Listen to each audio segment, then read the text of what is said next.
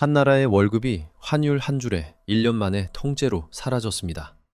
바로 지금 한국 직장인들의 통장입니다. 환율 1,470원. 같은 숫자인데 누군 분기에 37조를 벌었고 자영업 100만 명은 가게 문을 닫았습니다. 박 과장도 그중 한 명이에요. 월급 700만 원 그대로인데 1년 노력이 어디로 갔는지 통장이 모릅니다.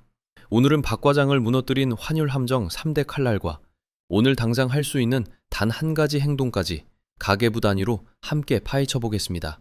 한나라의 월급이 환율 한 줄에 1년 만에 통째로 사라졌습니다. 바로 지금 한국 직장인들의 통장입니다. 환율 1,470원. 같은 숫자인데 누군 분기에 37조를 벌었고 자영업 100만 명은 가게 문을 닫았습니다. 박 과장도 그중 한 명이에요. 월급 480만 원 그대로인데 1년 노력이 어디로 갔는지 통장이 모릅니다.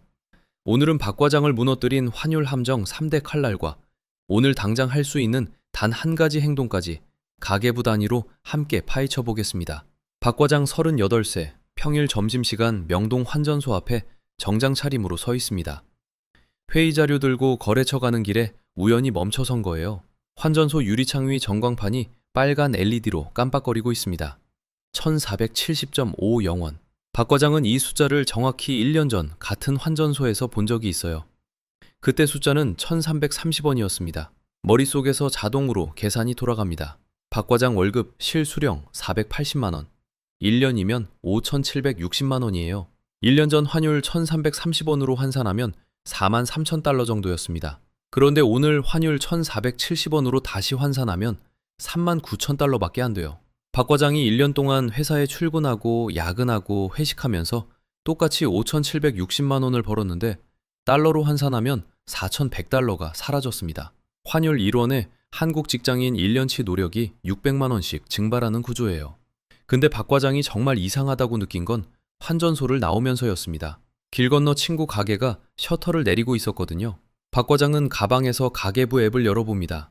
480만 원 월급에서 의식주 들어가고 사교육 들어가고 노후 적금까지 빼면 425만 원이 매달 빠져나가요. 통장에 남는 여유 55만 원. 이걸로 가족이 숨을 쉽니다. 그런데 1년 전이랑 비교해 보니까 항목마다 숫자가 조용히 비대해져 있었어요. 휘발유부터 볼까요? 박 과장 K5 한 달 기름값이 1년 전 30만 원이었습니다. 휘발유 1리터에 1,680원이던 시절이에요. 그런데 2026년 5월 첫째 주 전국 평균이 2,011원으로 찍혔습니다. 6주 연속 상승. 서울은 2,051원까지 올라갔어요. 박 과장 월 기름값이 자동으로 38만 원으로 뛰었습니다. 1년이면 96만 원 차이예요. 가족여행은 더 잔인합니다. 박 과장이 작년 동남아 6박 패키지 견적을 받았을 때 4인 가족 380만 원이었어요. 같은 호텔, 같은 일정으로 올해 다시 견적을 받았더니 470만 원이 찍혔습니다. 1회 90만 원 차이예요. 항공권 인상, 현지 인건비, 그리고 환율까지 같이 끼었습니다. 가계부 앱을 닫으면서 박 과장이 계산기로 합산을 해봤어요. 휘발유 96만, 장보기 96만, 동남아 여행 90만, 카페 영수증, 거래처 식대, 아이 학원 인상분까지 더하니까 1년 동안 가만히 있었는데 약 700만 원이 통장에서 새어나갔습니다. 박 과장 1년 여유자금 660만 원을 다 토해내고도 모자란 숫자예요. 박 과장은 환전소 앞에 그대로 한참 서 있었습니다. 명목 연봉은 작년에 5% 올랐어요. 인사기록에는 또박또박 인상이라고 적혀 있습니다. 그런데 살 수 있는 건 작년에 80% 수준으로 줄어들었어요. 월급 명세서에는 절대 안 찍히는 삭감입니다. 회사도 본인도 통장 잔고도 인상으로 기록하는데 카페 한 잔과 휘발유 한 통과 가족여행 한 번이 한꺼번에 사라졌습니다. 박 과장이 문득 기억을 더듬어 봅니다. 본인이 어렸을 때, 그러니까 박 과장 부모 세대가 명동에서 환전하던 그 시절에는 전광판 숫자가 이렇지 않았어요. 박 과장이 환전소 전광판을 한참 노려보다가 문득 어렸을 때 본 풍경 하나가 떠올랐습니다. 1995년, 1996년. 박 과장이 초등학생이던 시절이에요. 그때 환율이 얼마였는지 아세요? 770원대, 800원대였습니다. 100달러 한 장이 박 과장 부모님 손에 쥐어졌을 때 그 무게가 지금 박 과장 손에 쥐어진 100달러의 절반도 안 됐던 시절이에요. 그 시절 인천공항 출국장을 떠올려 보세요. 면세점 양주 박스를 양손에 들고 환하게 웃으며 나가던 가족들, 카트 위에 가득 쌓인 선물 보따리. 환전소에서는 달러 100장요. 외치는 목소리가 쩌렁쩌렁했어요. 700원 동전 하나 던지면 환율 숫자가 그 동전이랑 비슷했던 시절이에요. 100달러 지폐 한 장이 7만 원 남짓이었습니다. 박 과장 부모님 지갑에서 100달러 빳빳한 지폐가 나올 때, 그건 지금 박 과장 지갑에서 100달러 나올 때와는 완전히 다른 손의 감각이었어요. 방콕에 가면요, 호텔 조식 뷔페 1인 10,000원이면 충분했습니다. 동남아 야시장에서 1만 원짜리 한 장이면 가족 4명이 배부르게 먹고도 남았어요. 망고, 쌀국수, 새우구이, 코코넛 주스, 그 냄새, 그 맛, 그 풍경. 박 과장 부모님이 가족여행 다녀와서 비디오 테이프로 찍어두신 그 시절이 분명히 있었습니다. 자, 그 시절 한국 직장인 월급은 얼마였을까요? 1996년 대기업 신입 월급이 약 100만 원이었어요. 100만 원이 적은 돈처럼 들리시죠? 그런데 환율 800원으로 나눠보면 약 1250달러입니다. 지금 박 과장 월급 480만 원을 환율 1470원으로 나누면 약 3260달러예요. 숫자로는 2배 반이 늘었어요. 그런데 박 과장 통장은 그때 부모님 통장보다 살 수 있는 양이 많을까요? 그렇지 않습니다. 1470원에 한 번 깎이고 18.4% 수입 물가에 또 깎이고 나면 실질 구매력은 그때만 못한 거예요. 그래도 그땐 환율 1995원까지 갔던 적이 있긴 했죠. 1997년 12월 23일 장중 1995원, 1998년 연평균 1394원 97전, 지금 2026년 1470원이 그 IMF 평균보다 높습니다. 외환위기 한복판 1998년 평균보다 평상시 2026년 5월이 더 높은 환율이에요. 근데 박 과장이 정말 무서웠던 건 그 숫자 자체가 아니었습니다. 1998년에 1394원은 외환위기 한 사건의 결과였어요. 시작과 끝이 있었습니다. 그런데 지금 박 과장 눈앞 1470원은 한 가지 이유로 만들어진 게 아니에요. 그때는 외환위기 한 사건이 전부였습니다. 근데 2026년에 1470원은 한 가지 이유로 만들어진 게 아니에요. 세 개의 칼날이 동시에 박 과장 월급을 베고 있습니다. 자, 진짜 문제는 여기서부터입니다. 1470원을 만든 건 한 가지 사건이 아니에요. 세 개의 칼날이 동시에 박 과장 통장을 베고 있습니다. 환율 함정이라고 부르겠습니다. 첫 번째 칼날의 이름은 트럼프 관세입니다. 2025년 4월 미국 대통령이 이런 말을 했어요. 강달러는 미 제조업의 재앙이다. 달러를 약하게 만들겠다는 신호로 시장이 읽었습니다. 그런데 정확히 2주 뒤 같은 사람이 정반대로 말했어요. 궁극적으로 내가 원하는 건 강달러다. 2주 사이에 달러 정책이 180도 뒤집힌 거예요. 여기서 박 과장이 한 가지 의문이 생깁니다. 환율은 미국이 달러 강세 정책 펴서 오른 걸까요? 아닙니다. 미국 달러 자체는 2025년 한 해 동안 마이너스 9.45% 떨어졌어요. 2017년 이후 최악의 연간 낙폭입니다. 그런데 같은 기간 원화는 더 떨어졌습니다. 달러가 약해진 만큼 원화는 더 약해진 거예요. 무슨 일이 벌어진 거예요? 답은 한국 경제의 구조에 있습니다. 한국의 에너지 수입 의존도가 93.8%, 곡물 자급률이 19.5%예요. 박 과장이 주유소에서 넣는 휘발유, 마트에서 사는 라면 한 봉지, 빵 한 조각, 사실상 전부 달러로 사옵니다. 달러가 비싸지면 박 과장 장바구니가 비싸지는 구조예요. 2026년 3월 수입 물가 지수는 전년 대비 플러스 18.4%, 1998년 1월 이후 월간 기준으로 가장 강한 상승이었습니다. 원자재만 따로 떼면 무려 40% 급등이었어요. 박 과장 가계부로 환산해 볼까요? 박 과장 월 휘발유 값이 1년 전 30만 원에서 35만 원으로 올랐어요. 월 5만 원, 1년이면 60만 원 추가 지출입니다. 마트 장보기는 70만 원에서 78만 원으로 올랐어요. 월 8만 원, 1년이면 96만 원입니다. 휘발유와 장바구니 이 두 항목만으로 박 과장 통장에서 1년에 156만 원이 사라진 거예요. 박 과장이 야근 특별급여로 받는 한 달치 보너스를 통째로 갖다 부어도 메우지 못하는 금액이 매년 빠져나가는 겁니다. 수입 의존도 93.8%인 한국에서 환율 1원 오르면 박 과장 통장 1원 깎이는 구조. 이게 첫 번째 칼날입니다. 박 과장이 워싱턴에 항의 전화를 걸 수도 없고 정유사 본사에 따져 물을 수도 없는 사이에 매달 13만 원이 조용히 새고 있는 거예요. 근데 이 관세 칼날만으로는 1470원이 설명이 안 됩니다.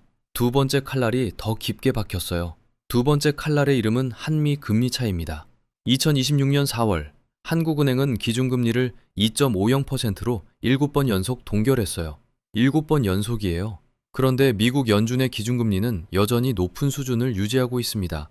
같은 돈을 한국 통장에 넣으면 2.5%, 미국 통장에 넣으면 그보다 한참 높은 이자가 붙어요. 그럼 돈은 어디로 갈까요? 당연히 미국으로 갑니다. 자본이 원화를 떠나서 달러로 이동해요. 원화는 더 약해집니다. 여기서 박 과장이 고개를 갸웃합니다. 보통 한국은행이 금리를 올리면 환율이 안정됩니다. 그런데 2026년 한국은행은 7번 연속 동결 중입니다. 왜냐고요? 올리면 가계부채가 무너지고 안 올리면 환율이 무너지거든요. 둘 다 박 과장이 피해자예요. 박 과장이 또 한 가지 의문이 생깁니다. 한국은행이 게을러서 환율이 오른 걸까요? 아닙니다. 한국은행은 박 과장의 대출이자와 박 과장의 환율, 둘 중 하나를 골라야 했고 결국 대출을 골랐습니다.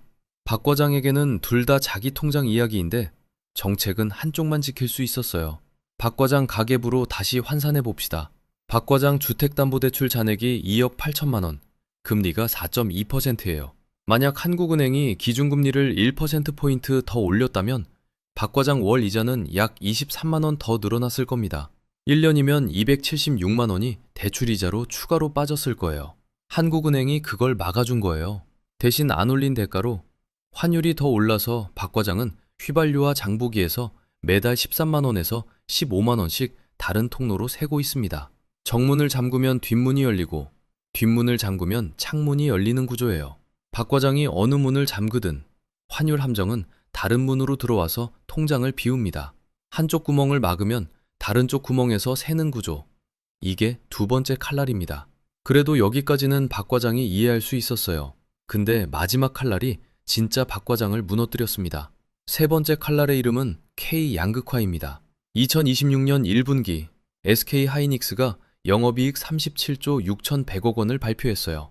분기 영업이익률 무려 72%, 분기 사상 최고 기록이었습니다. 삼성전자는 2026년 1분기 환율 효과로만 영업이익이 1조 8천억 원 더 늘었어요. 환율이 비싸진 만큼 달러로 받은 돈이 원화로 환산되는 순간 그대로 영업이익이 됩니다.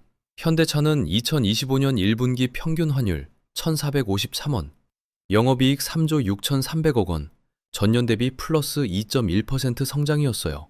그런데 같은 해, 같은 환율 1,470원 아래에서 다른 풍경이 펼쳐졌습니다. 2024년 자영업 폐업자가 100만 8천 명을 돌파했어요. 통계 집계 이래 처음으로 100만 명을 넘은 겁니다. 폐업률 10.8%, 5년 이내 자영업 생존율은 40.2%까지 떨어졌습니다. 박 과장 친구 중에 마포에서 카페를 운영하는 박 사장이 있어요. 2020년에 명예퇴직금 1억 원 들고 창업했습니다. 그런데 카페 원두 1kg 단가가 2년 전 1만 8천 원에서 2만 6천 원으로 올랐어요. 우유 박스 단가는 2년 전 1만 2천 원에서 1만 7천 원으로 올랐고요. 매출은 그대로인데 원가만 올라가는 구조에서 박 사장은 2026년 봄 결국 가게 문을 닫았습니다. 보증금 5천만 원은 그동안 밀린 월세와 시설 원상복구비로 거의 다 까였어요. 박 사장이 마지막으로 카운터를 정리하면서 박 과장에게 보낸 메시지 한 줄이 이거였어요. 5년 동안 내가 일한 게 아니라 임대료한테 일해준 거였더라. 같은 환율 1,470원이에요. 같은 나라예요. 같은 분기예요. 그런데 한쪽은 분기에 37조를 벌고 100만 명은 가게 문을 닫았습니다. 이게 말이 되는 상황이에요? 환율이 오르면 모두가 손해본다고요? 아닙니다. 환율 1,470원은 누군가에게는 분기 사상 최고 실적이었어요.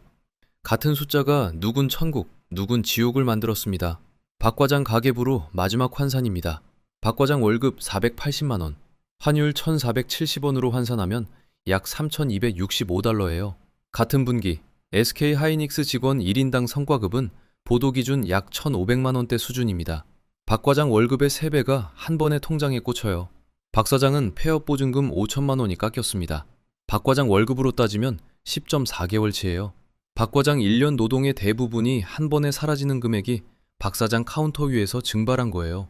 세 사람 모두 같은 한국에 살고 같은 환율 1,470원 아래에 있고 같은 분기를 보냈습니다.